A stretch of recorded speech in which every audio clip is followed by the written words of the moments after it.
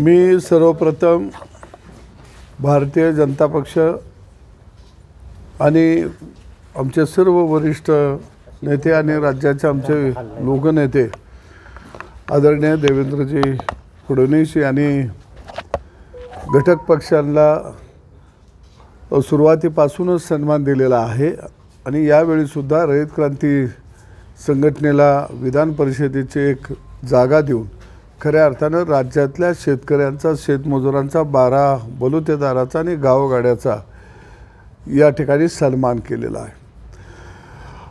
एक गोष्ट आपल्याला लक्षात घेता येईल की भारतीय जनता पक्षानं नेहमीच 18 पगड जातीच्या लोकांना, सर्वसामान्य कुटुंबातल्या कार्यकर्त्यांना काम करण्याची मोठी संधी दिलेली आहे आणि यामध्ये आपल्या लक्षात येईल की आत्ताच्या 5ही उमेदवारीमध्ये जर आपण बघितलं तर आदरणीय पंकजाताई असतील, प्रणय फुके असतील किंवा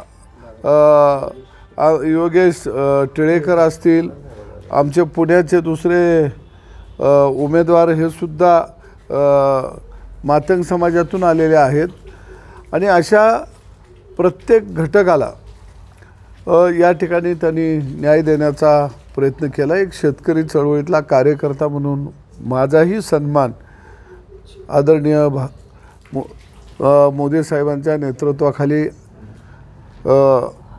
आणि आदरणीय अमित शहाजी यांच्या नेतृत्वाखाली भारतीय जनता पक्षानं काम करण्याची मला संधी दिलेली आहे। घेत नव्हते घटक पक्षाने घेतलं, शेवटी तुम्हाला त्यांनी संधी दिलेली, त्याबद्दल काय वाटतं आपल्याला? कळलं? नेहमी तुम्ही सांगत होता अगोदर घटक पक्षांना जमीन धरत नाही आहे, घटक पक्षांना जमीन धरत नाही आहे। नाही, एक आहे की लेकरू रडल्याशिवाय आई त्याला दूध पाजत नाही काय, आणि आम्ही शेवटी एका कुटुंबातले लोक होतो आणि कुटुंबामध्ये थोडंसं भांड्याला भांडं घासलं की त्याचा आवाज होतो आणि बोलणं हे काही गैर आहे अशातला भाग नाही, पण आम्ही विचार सोडला नव्हता, आम्ही तत्त्व सोडलेली नव्हती आणि म्हणून एकंदरीत आज जर एक परिस्थिती जर बघितली तुम्ही तर तुमच्या लक्षात येईल की कोणत्याच पक्षानं वेगवेगळ्या घटकांना एवढा मोठा सन्मान दिलेला नाही। ना पवारसाहेबांनी दिलेला आहे, ना काँग्रेसनं कधी दिला आहे, कारण विधान परिषद असतील, राज्यसभा असतील, ह्या प्रस्थापितांच्या घरामध्ये पारंपरिक राजकारण जिथं चालतं त्यांच्याच घरामध्ये दिल्या जातात, परंतु भारतीय जनता पक्ष याला अपवाद आहे। माधव जानकर साहेबांना विधान परिषद दिली ती, आदरणीय विनायक मेटेंना दिली ती, त्याचबरोबर आठवले साहेबांना केंद्रामध्ये गेली 10 वर्षापेक्षा जास्त काळ झाला, ते आता मंत्रिपदावर राहत आहेत। मला दुसऱ्यांदा संधी दिलेली आहे। गोपीचंद पडळकरांचं नाव आपल्याला डोळ्यासमोर ठेवता येईल आपल्या भागातलं।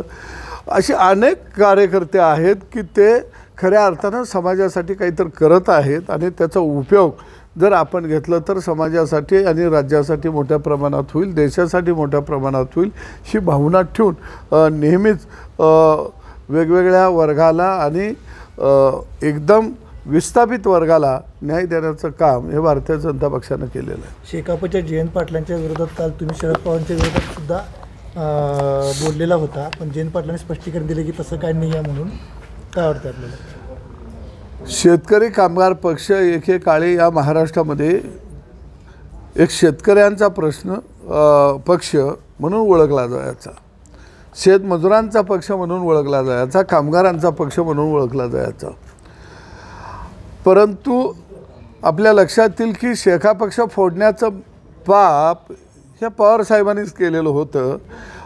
एका बाजूला जयंत पाटील साहेब यांच्याविषयी माझ्या मनामध्ये निश्चितपणानं शेका पक्षाचे आदर आहे, कारण ते चळवळीतनं आलेला एक कार्यकर्ता आहे, शेतकऱ्यांचा नेता म्हणून ओळखलं जातं, त्यांना ओळखलं जातं। अनेक वर्ष त्यांनी सभागृहामध्ये काम केलेलं होतं। तुम्ही भाजप शिवसेनेचं आलेलं सरकार तुम्ही कपट कारस्थान करून शकुनी मामानं जसं सतरंजीवरती डाव टाकावेत आणि पांडवांचं राज्य उद्ध्वस्त करावं, त्या पद्धतीनं भाजप शिवसेनेच्या सरकारच्या विरोधामध्ये शरद पवार हे शकुनी मामा बनून त्यांनी डाव टाकला आणि तुम्ही उद्धव ठाकरे साहेबांना बाजूला केलं, राज्यामध्ये सरकार आणलं। तुमचे 50-55 खासदार आमदार असताना तुम्ही सत्तेमध्ये आला, दुसऱ्यांचे 40-42 त्यांना घेतलं तुम्ही आणि शिवसेनेला बरोबर घेतलं आणि राज्यामध्ये सरकार स्थापन केलं. तिथं एक माणूस तुम्हाला का निवडून आला नाही? म्हणजे खऱ्या अर्थानं शरद पवारांनी राहायला सोयला शेका पक्षसुद्धा संपवण्याचं काम केलं. एक चांगली गोष्ट झाली की सुरुवात शेका पक्ष संपवायचाही त्यांनीच केली आणि शेवटसुद्धा त्यांनीच केला. आणि म्हणून जयंत पाटील हे सरळमार्गी व्यक्तिमत्व आहे. ते बिचारा 10-12 तर मतं दिली, ती कशाला आता पवारच्या विरोधामध्ये बोलायचं. पण त्या जयंत पाटील साहेबांना माहीत नव्हतं की लबाडाचं अवतान जेवल्याशिवाय खरं नसतं. कारण शरद पवार हे कधीच अवतान जेवायसाठी देत नसतात, तर त्याच्याजवळ काही शिल्लक आहे का ते घेण्यासाठी देत असतात. निर्माण झाला आहे तो आरक्षणाचा.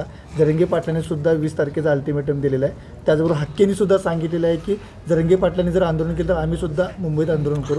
नेमकं या सगळ्या प्रश्नावर आपल्याला काय वाटतंय? या प्रश्नावरची माझी भूमिका आरक्षणाच्या बाबतीमध्ये मी स्पष्ट वेळोवेळी मांडलेली आहे आणि त्या भूमिकेवरती मी ठाम आहे. मी आपल्या माध्यमातून राज्यातल्या जनतेला सांगू इच्छितो की ना ओबीसीचं आरक्षण कुणाला जाणार आहे. मराठा समाजाला जे 10% आरक्षण सरकारनं दिलेलं आहे ते आरक्षण सरकारनं टिकवावं आणि तेच आरक्षण मराठा समाजाला भविष्य काळामध्ये कायमस्वरूपी राहू शकतं. दुसऱ्या बाजूला जे काही आज गदारोळ चाललेला आहे, कुणी उठावं, आंदोलन करावं, मग ओबीसीच्या नेत्यांनी म्हणायचं ओबीसीच्या आरक्षणाला धक्का लागू देणार नाही, मराठा आरक्षणावर उठावं आणि मग आम्हाला ओबीसीतच आरक्षण पाहिजे. कारण असं कोणतंही सरकार आलं तर कुणाच्याही आरक्षणमध्ये कुणालाही आरक्षण देण्याचा अधिकार कोणत्याही सरकारला नाही. मी जबाबदारीनं बोलतो. उद्या दुसरा कोणतरी उठेल आणि म्हणाल मला एसटीमध्ये जायचं आहे, एसटीमध्ये जायचं आहे, चला आम्हाला ते दिलंच पाहिजे. ही काय परड्यातली भाजी आहे का? परंतु या महाराष्ट्रामध्ये आरक्षणाच्या नावानं राजकारण केलं जातं. राजकारणाची पोळी भाजता येते का? हे सगळं चाललेलं आहे. आणि जातीचा एखादा इशू घेतला की नेता होता येतं, परंतु खऱ्या अर्थानं समाजाचे प्रश्न घेऊन समाजाला पुढं घेऊन जायचं असेल तर त्याची दीर्घकालीन लढाई लढावी लागते. आणि म्हणून या महाराष्ट्रातल्या जनतेनं हे डाव आता सगळे ओळखले पाहिजे ते. कारण मी अनेक वेळा सांगितलं, जर लोकसभेच्या निवडणुकीमध्ये आरक्षणाच्या मुद्द्यावरती महाविकास आघाडीला मतदान झालं, सांगितलं गेलं की भारतीय जनता पक्ष आणि त्यांचे सहकारी पक्ष हे आरक्षणाला मराठ्याचा विरोध करत आहेत, त्यांचे खासदार पाडा. मग आता निवडून आले, शरद पवारांचे खासदार निवडून आले, काँग्रेसचे खासदार निवडून आले. आता त्यांनी लेखी लिहून द्यावं की आमचा पाठिंबा मराठा समाजाला ओबीसीमध्ये घालण्यासाठी आहे, आम्ही घालण्यासाठी पाठिंबा देत आहे. प्रत्येक खासदारानं पत्र लिहून दिलं पाहिजे आता राष्ट्रवादीच्या आणि काँग्रेसच्या की संपूर्ण मराठा समाज हा ओबीसीमध्ये समावेश झाला पाहिजे आणि त्याला खासदार म्हणून माझा पाठिंबा आहे. पवार साहेबांनी लिहून द्यावं, उद्धव साहेबांनी लिहून द्यावं, काँग्रेसवाल्यांनी लिहून द्यावं. म्हणजे असं ते लिहून देत नाहीत. मराठा आरक्षणावर काय तोडगा काढावा या बैठकीला ते येत नाहीत, दांडी मारतात. म्हणजे शरद पवारांना आणि काँग्रेसवाल्यांना माहीत आहे की हा प्रश्न मिटला नाही पाहिजे आणि हा प्रश्न चिघळत राहिला तर लोकसभेला आपलं जमलं, आता विधानसभेला बी त्याच्यावर स्वार होऊन आपल्याला विधानसभा जिंकता येते का, हेच काम चाललेलं आहे, बाकी काही चाललेलं नाही. आणि म्हणून मी मराठा समाजाला हात जोडून विनंती करतो, पहिल्यांदा कुणबी दाखले मिळालेले आहेत त्याची सर्टिफिकेट आपण काढून घेऊया, त्याचा लाभ घेऊया.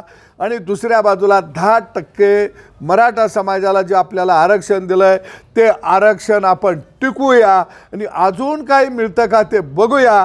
परंतु आत्ता महाराष्ट्रातल्या आरक्षणाच्या लढाई ह्या राजकीय लढाई झालेल्या आहेत. कारण मराठा समाजाच्या आरक्षणाच्या माध्यमातून पवारांना विधानसभेची आता भाकरी भाजून घ्यायची आहे.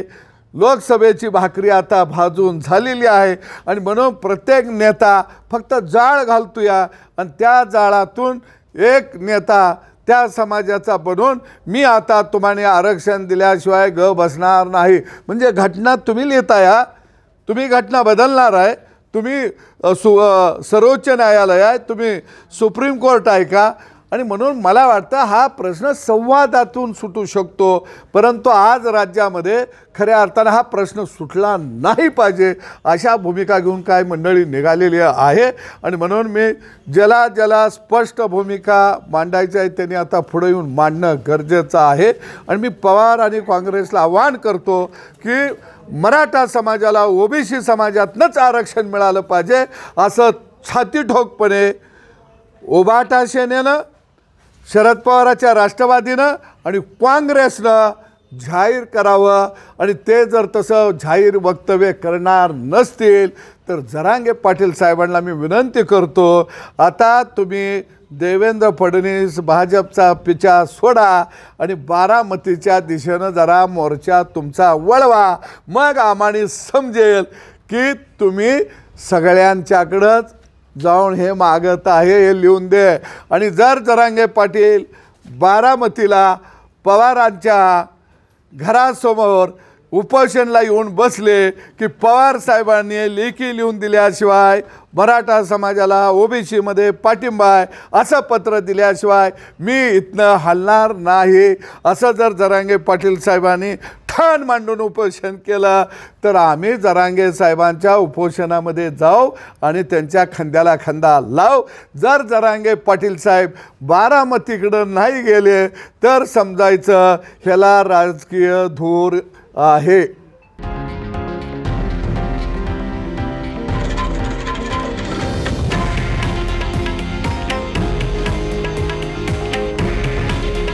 हे आहे देशातील नंबर 1 न्यूज नेटवर्क आणि आपण पाहत आहात TV9 मराठी. काळजी तुमची, हित महाराष्ट्राचं.